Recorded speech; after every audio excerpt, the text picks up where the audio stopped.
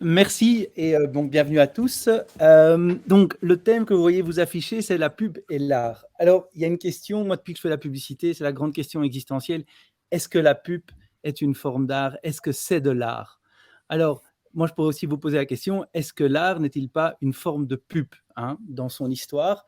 Mais je vais vous rassurer, avec le temps qui m'est imparti, on ne va pas débattre de cela aujourd'hui. Ce serait trop long et je pense qu'il y a des speakers qui seraient plus appropriés que moi pour évoquer ce débat. Par contre, j'ai un avis et je vais essayer de le donner au fur et à mesure de la présentation.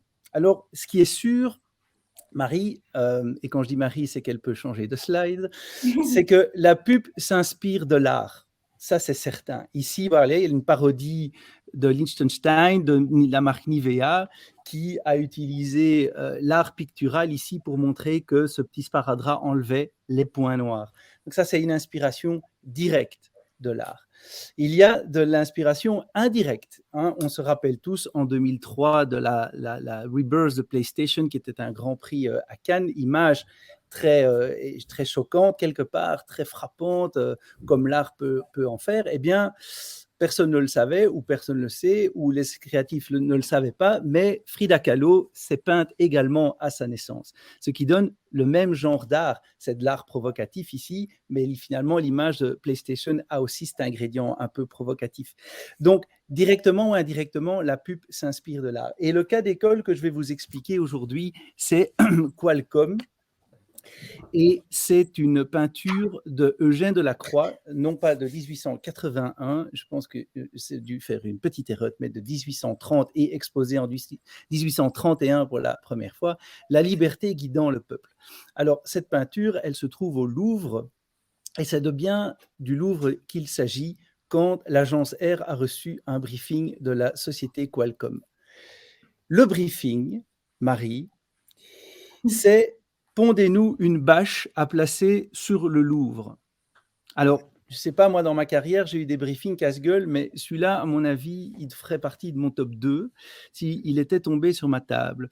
Alors, Qualcomm, c'est quoi? Déjà, c'est quoi? C'est une entreprise technologique dans l'innovation qui développe la 5G, qui développe des chips, qui développe des semi-conducteurs, qui est à la pointe de la technologie, qui fait des softwares. Bref, un truc que tout le monde utilise, qui est dans nos téléphones, nos ordinateurs, notre connectivité, mais que personne ne connaît, que personne ne voit. C'est une entreprise B2B par excellence, et il se trouve qu'elle va faire une bâche, quelque part B2C, sur le Louvre. Autrement dit, un briefing tout aussi casse-gueule. Alors, l'idée géniale que R a pondue, c'est, OK, Qualcomm est une entreprise qui lead, qui fait avancer la France. C'est une entreprise qui est dans le peloton de tête des entreprises qui font avancer la France vers demain. Et donc, ils sont partis de ce tableau de Delacroix où finalement, cette France qui avance, cette France qui est guidée par la liberté et qui va de l'avant, eh bien, ils se sont dit, si nous étions dans ce tableau, nous serions juste derrière, nous serions dans le peloton de tête. Et voilà le résultat. Donc voilà comment une idée créative qui trouve son sens là où elle est affichée, c'est-à-dire le Louvre, au format bâche, voilà le résultat du travail de l'équipe créative, mais aussi de la photographe. Et donc, attends, oui, voilà, la voici en détail. Donc, voilà la bâche où elle se trouve.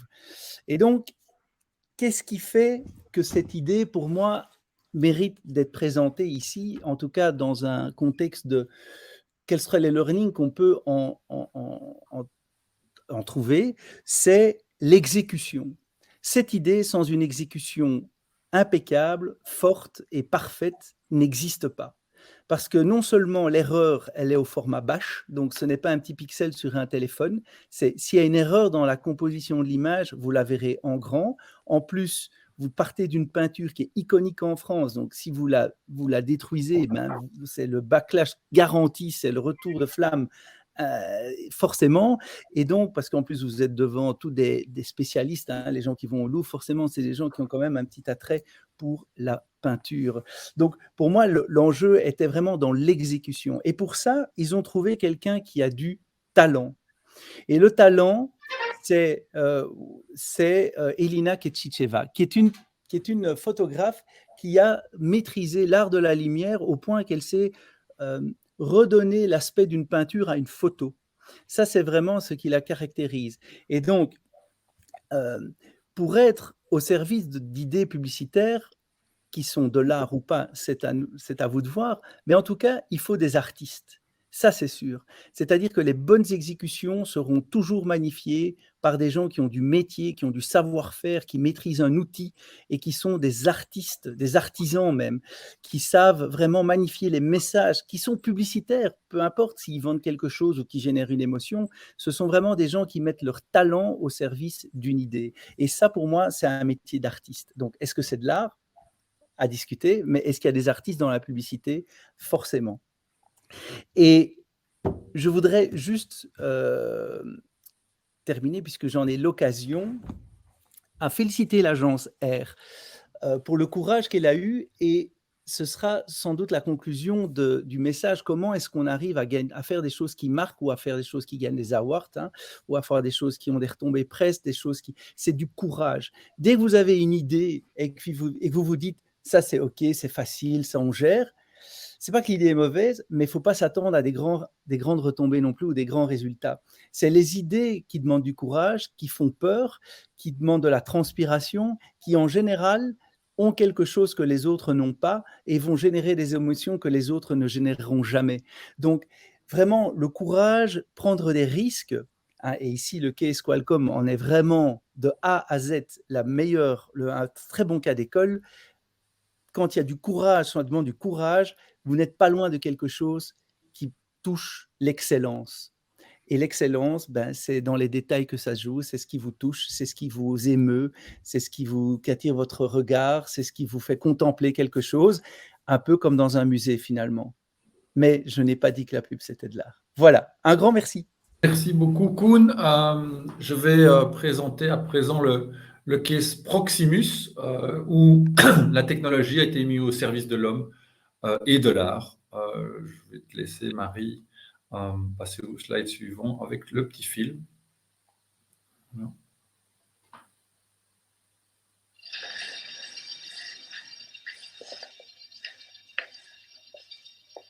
En 30 jaar geleden heb ik eigenlijk besloten om van mijn passie eigenlijk mijn leven te maken, of van mijn leven mijn passie. Ik heb geschilderd van Knokke, Brussel tot in Japan.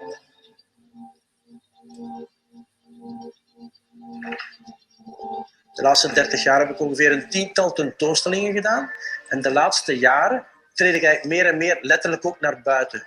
Dus vandaar dat ik eigenlijk ervan droom om ooit eens letterlijk op een muur iets te mogen schilderen, iets te mogen uitwerken.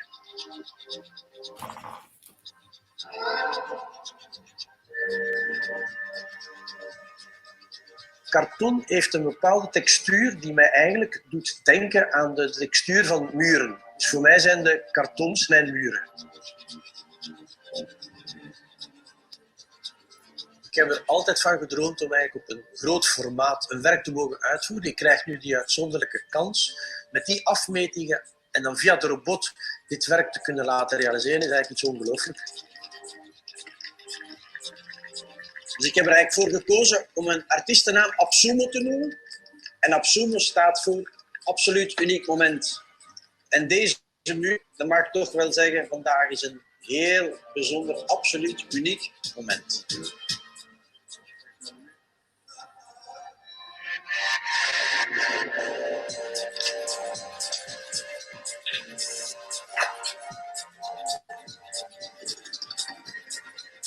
The robot consists of two parts. So one is stationed on the ground, the other one is moving on the wall, and so together they make Albert. The communication between Al and Bird takes place wirelessly. So in that reason, Albert really needs a strong network connection to be able to perform the production. Robots hebben een aantal bepaalde netwerkspecificaties nodig. Een heel stabiel netwerk, een heel robuust netwerk met een goede bandbreedte. En hier in Antwerpen zijn die fantastisch vandaag. De telefoon zorgt hier voor de verbinding tussen het mobiele netwerk en de robot. En zet eigenlijk het mobiele signaal om in een wifi-signaal, zodanig dat de robot altijd een stabiele verbinding heeft.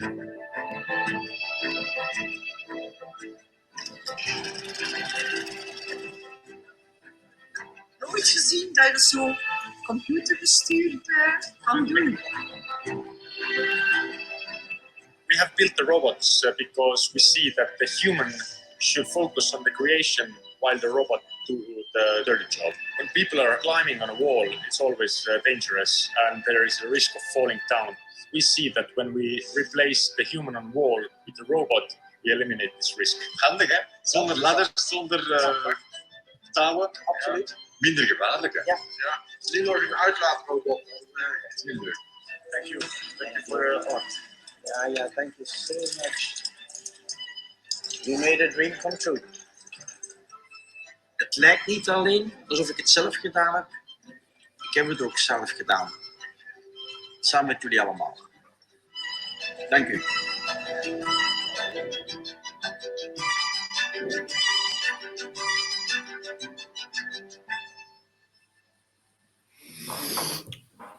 Voilà donc le petit film qui présente toute la campagne, la partie murale plutôt d'une campagne de communication de Proximus. Nous, on avait très peur de cette campagne quand on nous l'a présentée. Nous ne sommes que les exécutants finalement d'un mur qu'on nous demande de faire. On nous avait expliqué qu'on voulait travailler avec un artiste qui était en chaise roulante. On avait très peur que ce soit pris négativement. Et finalement, un des premiers secrets des key learning, c'est que c'est pas uniquement faire de l'art, c'est aussi la communication qu'on fait après. Le film qu'on vous a présenté a été extrêmement bien fait par l'agence avec une justesse émotionnelle. Donc, faire de l'art est une chose, le raconter, il faut aussi faire appel à des artistes, à des artisans, mais là, des artistes du montage de films, et ça a été très bien fait. On peut peut-être passer au slide suivant, Marie. Bon, donc l'objectif en fait de cette campagne était de faire du storytelling by story doing, c'est-à-dire qu'ils voulaient montrer que le réseau Proximus était stable. Et donc ils nous ont demandé de trouver donc soit un drone, soit un robot. On a trouvé donc un fournisseur en Estonie qui pouvait peindre une œuvre sur un mur, une œuvre d'artiste de 6 mètres sur 7. Et c'est ce qu'on a fait. Donc on a exécuté ça avec notre équipe et un fournisseur extérieur. Alors, ce qui est remarquable dans cette campagne, c'est qu'en fait, il y a une étude une étude ex post de la campagne. Ils ont étudié les différents médias et la perception de la campagne dans les différents médias. Et qu'est-ce qu'on voit? En fait, c'est qu'en utilisant l'art dans votre campagne, en faisant du storytelling by story doing avec de l'art, eh bien, il y a une très forte likability, une très forte appréciation de la campagne, puisque alors que les autres campagnes plus standards de télévision ou d'affichage digital dans les abribus ou dans le métro ont généré des très hauts taux, seulement entre 12 et entre 8 et 16% du public adorait cette campagne. Eh bien, pour la partie murale, la partie artistique, la partie de l'histoire de l'artiste à la fois dans le monde réel et relayée sur les réseaux sociaux, a généré 33% du public, c'est-à-dire plus du double qui aimait. Donc, l'art est une manière de créer des émotions positives auprès du public. On peut passer au slide suivant. Voilà, donc ça a été étudié aussi par Ipsos, qui s'est rendu compte que les qualificatifs de cette partie de la campagne étaient la clarté, l'aspect humain, l'aspect original. Ce sont certainement 3 caractéristiques qui se retrouvent dans tous les cases qu'on voit ici dans le webinaire. Oui. Merci Mathieu. Voilà, donc Marie, tu peux mettre directement cette image. À l'origine de cette campagne, on voulait casser les codes, on voulait être là où on ne nous attendait pas forcément, tout en exprimant qui on est réellement. On voulait une image qui soit forte, qui soit rayonnante, qui soit positive, remplie d'émotions, qui vraiment envoie de la force. Et cette image, celle que vous voyez là, cette jeune fille, qui était l'héroïne d'un spot de télévision qui tournait au moment de la campagne, exprimait vraiment tous ces messages, emmenait le soleil, l'énergie positive dans la ville. Et donc, on a choisi cette image comme référence, comme briefing pour la fresque. Alors, on a démarré par Charleroi. Donc, c'est le slide suivant, merci. Avec Toon van Anishoven, avec une image qui n'est pas totalement réaliste, hein, qui est une image qui est un peu plus pas abstraite. Évidemment, on reconnaît très bien le personnage, mais dont les traits sont plus larges. Et comme vous le voyez ici, éclairé la nuit, ça donnait une ambiance dont on était déjà très content. Mais on avait le sentiment qu'on voulait aller plus loin. En fait, en mettant plus de réalisme, on était convaincu qu'on allait pouvoir créer une interaction, une connexion directe, plus d'émotions directes et connectées avec les passants, avec les gens qui allaient regarder nos fresques. Et donc, on a évolué, on a fait d'autres murs dans d'autres villes, en allant de plus en plus dans le réalisme. L'artiste donc Koen, Erez, qu'on a eu la chance d'entendre un peu plus tôt, a fait cette fresque par exemple à Louvain, où tout de suite on est dans quelque chose de beaucoup plus réaliste, beaucoup plus direct, avec une force très grande. On a également fait Anvers avec Matthew Down ici. Donc vous voyez chaque fois la même image finalement, mais avec des interprétations d'artistes différentes, et ça donne des émotions différentes. Donc comme quoi l'art, vraiment à partir de la même image, simplement en discutant, en ayant des artistes, des interprétations, des philosophies différentes, amène des émotions différentes. Et ça, c'était extrêmement fort pour nous, extrêmement important d'amener cette variété. On a d'ailleurs également choisi d'amener une autre image, une autre ambiance, où là on était beaucoup plus porté sur l'évasion. Marie, c'est le slide suivant, où ici, toujours par ES, on est à Gand, on amène cette dimension beaucoup plus ouverte. C'est de l'évasion, c'est plus inspirationnel. C'est vraiment l'objectif ici d'être immergé. Quand vous arrivez à Gand, à ce carrefour, ce mur, il est tellement énorme, tellement large. Vous voyez le petit cycliste en bas à droite. En fait, je me demande combien de temps il est resté là scotché. Je pense il regarde l'image. C'est affolant. Les petites gouttes d'eau, on a l'impression quand on est juste en bas de l'image qu'elles vont vous éclabousser tellement c'est réaliste. C'est incroyable ce que Koen a été capable de réaliser. Donc vraiment, une beauté de fresque, l'art qui vous emporte, qui vous crée de l'émotion. C'était vraiment ce qu'on recherchait. D'ailleurs, vous voyez, le logo, évidemment, il est là, parce que ça reste une campagne auquel on est associé, mais ce n'était pas notre objectif premier. C'était vraiment faire la place au soleil, au rayonnement dans la ville, et à toute cette émotion que l'on cherchait. Alors, Marie, alors évidemment, tout cela, on était super satisfaits, mais au-delà de l'esthétique, ce qui nous a plu également, c'est le slide suivant. C'est une petite vidéo que je vous laisse regarder. C'est responsable.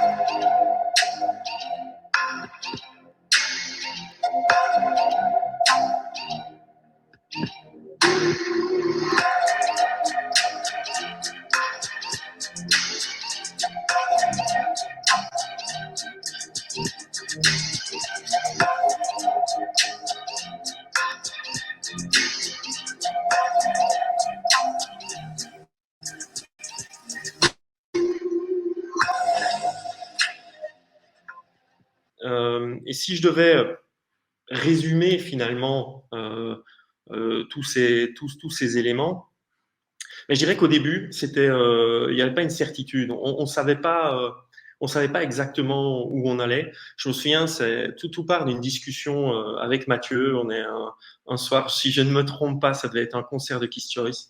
Il me parle de son concept de mur avec responsable, éco-responsable, mettre de l'art dans la ville, et un sentiment très fort que c'est juste fait pour nous, et qu'il faut absolument qu'on s'engage là-dedans sans aucune certitude de où aller. Et puis finalement, en y réfléchissant, en discutant avec ces équipes, on atterrit sur la plus grande campagne de fresques murales belge jamais réalisée. Puisqu'on était dans cette ville, on était sur vraiment plusieurs mois là, avec ces différentes images, ces différents artistes.